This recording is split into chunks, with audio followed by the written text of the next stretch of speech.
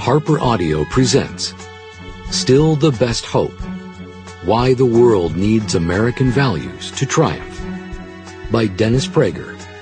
Read for you by Erik Bergman, with the prologue read by the author.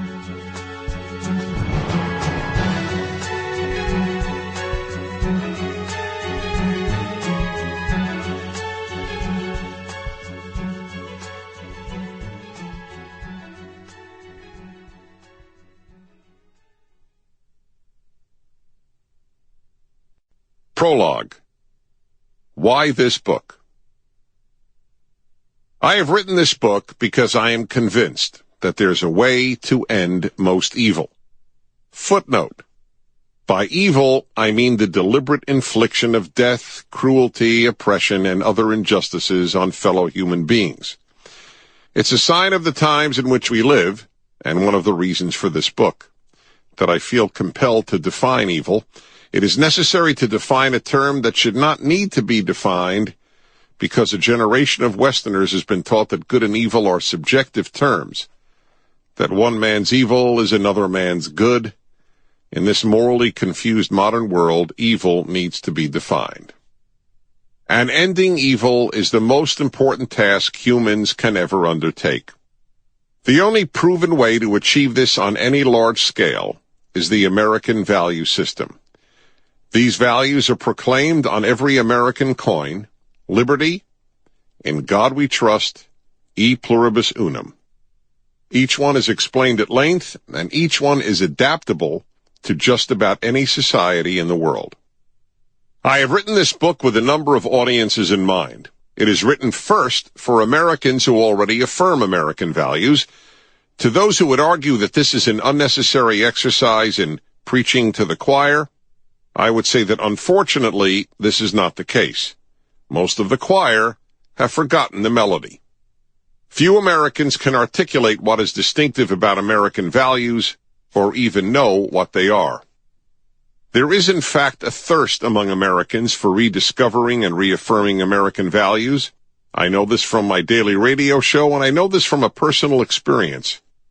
A few years ago at a public forum at the University of Denver, I was asked by the moderator, former Colorado Senator Bill Armstrong, what I thought the greatest problem confronting America was.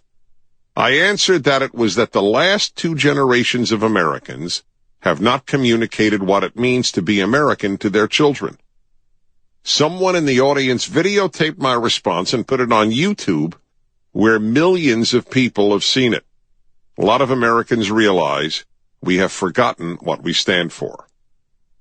The second audience consists of those Americans and all others who either do not believe that the American value system is as described, or that it is the best ever devised, or that there is even such a thing as a specifically American value system. I welcome these listeners. I have in many ways designed this book for them. The third audience is non-Americans.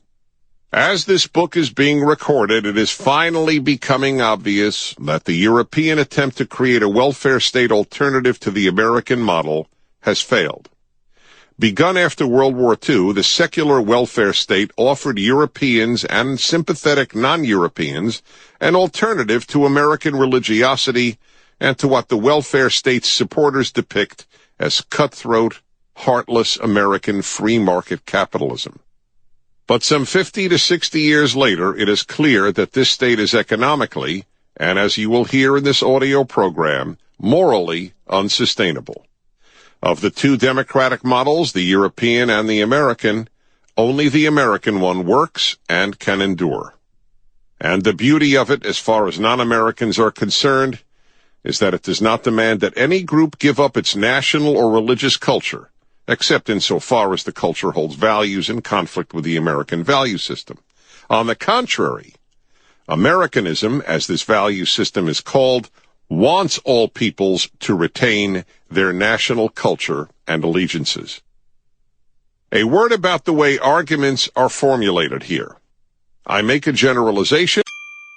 Sample complete. Ready to continue?